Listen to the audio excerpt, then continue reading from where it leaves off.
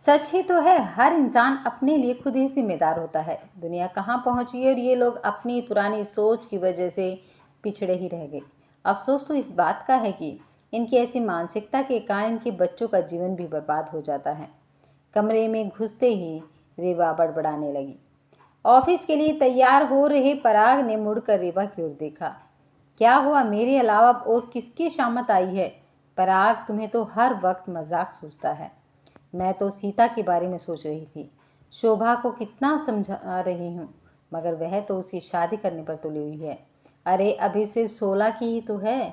इतनी कच्ची उम्र में शादी कर देंगी, फिर जल्दी 3-4 बच्चे हो जाएंगे और फिर झाड़ू पोछा चौका बर्तन करते ही उसकी ज़िंदगी कब ख़त्म हो जाएगी उसे खुद पता नहीं चलेगा। कितना कह रही हूँ कि लड़की छोटी है, थोड़ा रुक जाओ, पढ़ना चाहती तो उसे पढ़ने दो।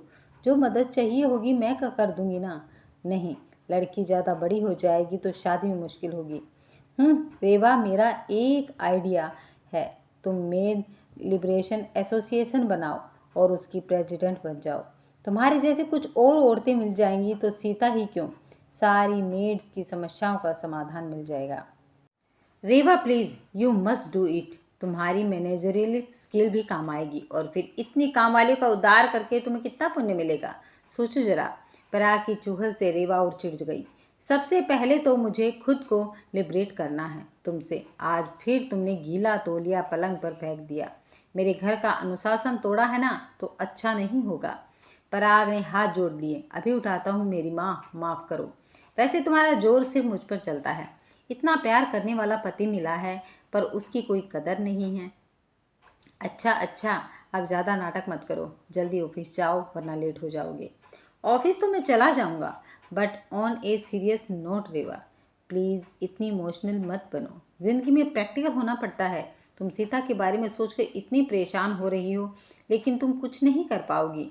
यह उन लोगों का निजी मामला है, हम इसमें कुछ नहीं कर सकते। मुझे लगता है कि तुम घर पर बैठकर स्ट्रेस्ड हो रही हो।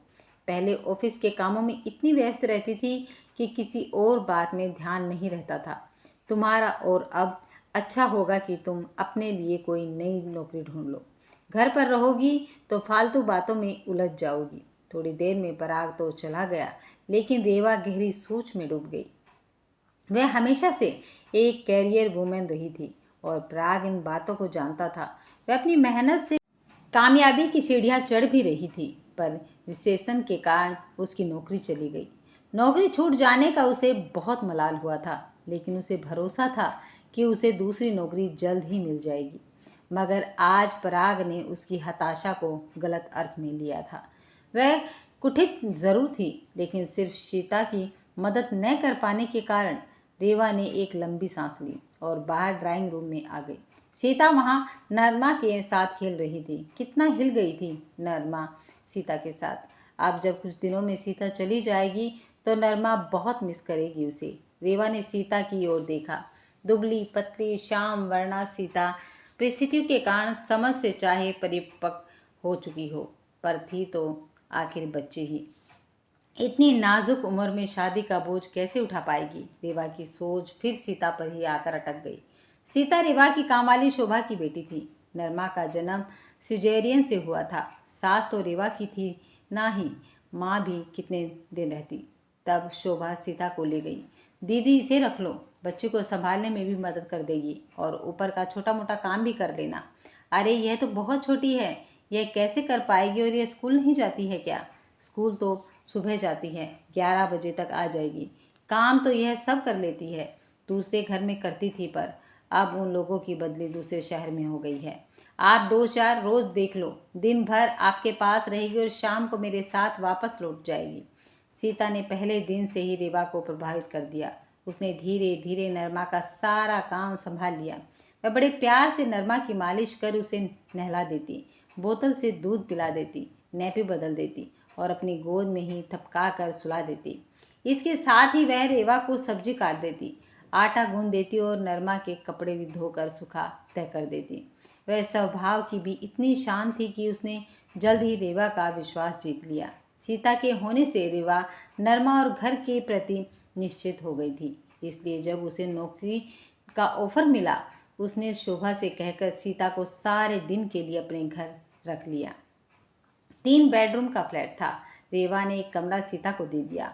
अच्छा खाने पहनने को मिलता था तो सीता भी खुश हो रही थी। सीता ने एक बार रेवा से कहा था कि वह कुछ बनना चाहती है। तब रेवा ने उसे मन लगाकर पढ़ने की सलाह दी। रेवा के काम का समय दोपहर से शुरू होकर रात तक चलता था। उसे तो वर्क फ्रॉम होम की सुविधा भी थी। रेवा ने इस बात का पूरा ख्याल रखा कि सीता की पढ़ाई न छूटे। सीता पहले की तरह ही स्कूल जाती रही। धीरे धीरे रेवा को सीता के प्रति एक अपनापन महसूस होने लगा। रेवा ने अपने स्कूल की कापियाँ देखी थी। उसे लगता था कि सीता यदि लगन से पढ़ाई करती रहे तो अपने लिए अपनी नियति से हटकर कोई मुकाम बनने में सक्षम हो सकती है। रेवा ने तय कर लिया कि वह सीता की शिक्षा में हर तरीके से सहयोग करेगी। मगर जिंदगी हमेशा पक्की सड़क पर तो आराम से नहीं चलती ना। कभी कच्चे रास्तों की असुविधाएं भी सहन करनी पड़ती हैं। कभी घुमावदार रास्तों के जाल में भी उलझना पड़ता है और कभी स्पीड ब्रेकर के झटके भी लग सकते हैं। शोभा ने आकर रेवा को सीता की शादी तय होने की खबर सुना दी। अरे ऐसे कैसे? सीता तो बहुत छोटी है अभी। कहाँ दीदी, 16 की हो गई है। हमारे ही गांव का लड़का है, अच्छा घर परिवार है। यह भी सुखी हो जाएगी और हम भी निबट जाएंगे। शोभा, तुम भी कैसी बातें कर रही हो? इतनी छोटी उम्र में तो शादी गैर कानूनी है ना। और सीता का भी तो सोचो, इस नाजुक उम्र में वह शादी की जिम्मेदारी कैसे निभा पाएगी? अरे दीदी, हम लोगों में तो ऐसा ही होता है। मेरा ब्याह भी तो 15 साल की उम्र में हुआ था। पर शोभा, इसका दिमाग अच्छा है, पढ़ने दो अभी। इसकी पढ़ाई के खर्चे में मैं मदद कर दूंगी। पढ़ लिख जाएगी तो जिंदगी बन जाएगी। देखो दीदी, आपको हम लोगों का नहीं पता। ज़्यादा पढ़ गई और उम्र बढ़ गई तो कोई नहीं मिलेगा इससे शादी करने के लिए। आप चिंता ना करो, 2 महीने बाद इसका ब्याह ठहरा है। उसके पहले मैं आपको दूसरी कामवाली लगा कर दूंगी, कहकर शोभा ने बात खत्म कर दी। शोभा की बातें सुनने के बाद रेवा क्या कहती, वह मन महसूस कर चुप रह गई। दीदी, नरमा सो गई है, कौन सी सब्जी काटनी है? रेवा ने महसूस किया कि जब से सीता का विवाह तय हुआ था तब से उसके व्यवहार में परिवर्तन आना शुरू हुआ था। वह सारे काम जैसे यंत्रवत करती, ध्यान तो उसका किसी और ही दुनिया में होता। हमेशा खोई खोई रहती अपने ही ख्यालों में। पढ़ाई में भी उसका मन नहीं लगता था पहले की तरह। रेवा ने सोचा आज उसके मन का को टटोल लूं। क्यों सीता, तू तो कहती थी कि तुझे पढ़ना है, कुछ बनना है। तेरी माँ तो तेरी शादी करा रही है, तू मना क्यों नहीं करती? क्या बोलेंगे दीदी? अब काम वाली के घर पैदा हुए हैं तो काम वाली ही बनेंगे। ऊंची पढ़ाई में खर्चा भी तो लगता है। आपका भी कितना एहसान लेंगे और फिर शादी भी ज़रूरी है। सारी उम्र अकेले कैसे रहेंगे? रेवा चुप रह गई। वह सोचती थी कि सीता अपनी नियति के चक्रव्यूह को तोड़ गिराएगी, लेकिन अब जब उसने स्वयं ही अपने लिए रास्ता चुन लिया था तो रेवा कर भी कह सकती थी। दीदी, आप माँ से कुछ न कहा कीजिए, मेरी हिस्से में यही लिखा है और मैं बहुत खुश हूँ। आपको पता है घर में सब बहुत खुश हैं। माँ ने तैयारी करनी शुरू कर दी थी। इसी बहाने आज सबको मेरा ख्याल है, नहीं तो कब से सूखी रोटी के टुकड़ों और फटे पुराने कपड़ों में बड़ी हो गई। किसी को पता ही नहीं चला। अब 2-4 जोड़ी ही सही मेरे लिए नए कपड़े बनेंगे। माँ मेरे लिए सोने की जेवर बनवाएगी, फिर चाहे मेरे ही कमाए पैसों को जोड़कर। सब सीता सीता के पूछेंगे। दीदी, एक गरीब की लड़की को इससे ज़्यादा और क्या खुशी मिल सकती है? रेवा फिर चुप हो गई। एक स्त्री के मन की गहराइयों में क्या है, यह खुद उसके अलावा कोई नहीं जान सकता। परिस्थितियों से समझौता करना और चंद लम्हों की खुशियों को अपने जहन में कैद कर उन्हीं के सहारे जिंदगी को आगे बढ़ाना, यह सिर्फ एक स्त्री ही कर सकती है। सीता की सोच के सिरे को पकड़कर उसके मन की तहों को खोलकर रेवा को लगा कि कम से कम इतनी खुशी पाने का अधिकार तो था ही उसे। अपनी ही जिंदगी की पटकथा में हमेशा छोटे मोटे किरदार ही निभाती आई थी। सीता अब चंद लम्हों के लिए ही सही नायिका बनने की उसकी हसरत कहाँ गलत थी। शाम को ही बाजार जाकर रेवा सीता के लिए शादी की साड़ी और सोने की अंगूठी लेकर आई। उपहार देखकर सीता के चेहरे पर खुशी आ गई। उसे रेवा को भी जैसे आत्मिक तृप्ति का एहसास हुआ। वह दिल से सीता की खुशी चाहती थी। रेवा नरमा को लेकर बहुत पशोपेश में थी। सीता के रहते उसे नरमा की कोई फिक्र नहीं होती थी, लेकिन सीता के जाने के बाद नरमा को वैसी देखभाल कौन देता? वह सोच ही रही थी कि एक दिन अचानक शोभा मायूस सूरत लेकर दरवाजे पर खड़ी थी।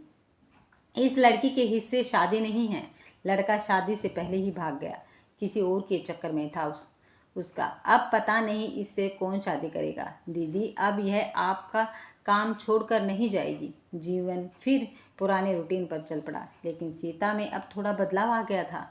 वह पहले से कम बोलती और पढ़ाई पर अधिक केंद्रित हो चुकी थी। रेवा को लगा कि जो हुआ शायद अच्छा ही हुआ। अब वह सीता के भविष्य को संवारने में उसकी मदद करेगी। यह सोचकर रेवा सीता को बहुत प्रोत्साहित करती। एक रात रेवा देर तक अपने लैपटॉप पर काम कर रही थी। प्यास लगने पर पानी लेने उठी तो देखा कि सीता के कमरे की लाइट जल रही है। इतनी रात को सीता जाग क्यों रही है? रेवा ने धीरे से दरवाज़ा खोलकर अंदर झाँका तो हैरान रह गई। सीता शादी का जोड़ा और तमाम गहने पहने खुद को बड़ी हसरत से आईने में निहार रही थी। रेवा ज़्यादा देर वहाँ न खड़ी रह पाई। उस कमरे में कुछ दबी आकांक्षाएं थी, कुछ अधूरे ख्वाब थे। समाज ने उस मासूम को यही यकीन दिलाया था कि चंद लम्हों की नायिका बनना ही उसके जीवन की उपलब्धि थी। अब रेवा की जिम्मेदारी बढ़ गई थी। उसे सीता को ये विश्वास दिलाना था कि वह सक्षम है अपने जीवन की पटकथा खुद लिखने के लिए और ताउम्र उसमें नायिका का किरदार निभाने के लिए। रेवा ने अपने मन को इस संकल्प के लिए दृढ़ कर लिया। रेवा ने अगले ही दिन सीता का हाथ थाम कर उससे कहा, अब तुम्हारी पहचान किसी की बेटी, बहू या कामवाली भर नहीं होगी, बल्कि तुम्हारी अपनी मेहनत और शिक्षा होगी। सीता की आंखों में पहली बार अपने भविष्य के लिए एक नई चमक दिखाई दी थी। उसने पूरे मन से पढ़ाई शुरू की और धीरे धीरे अपने सपनों को सच करने की दिशा में कदम बढ़ाने लगी। कुछ वर्षों के बाद वही सीता आत्मनिर्भर बन चुकी थी। अब वह दूसरों के घरों में काम करने वाली लड़की नहीं, बल्कि अपने पैरों पर खड़ी एक सम्मानित युवती थी।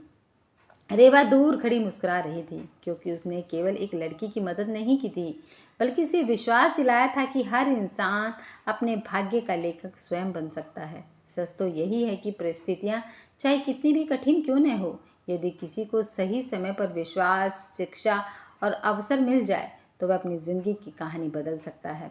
हर बेटी को सिर्फ चंद लम्हों की नहीं, बल्कि पूरी ज़िंदगी की नायिका बनने का अधिकार है।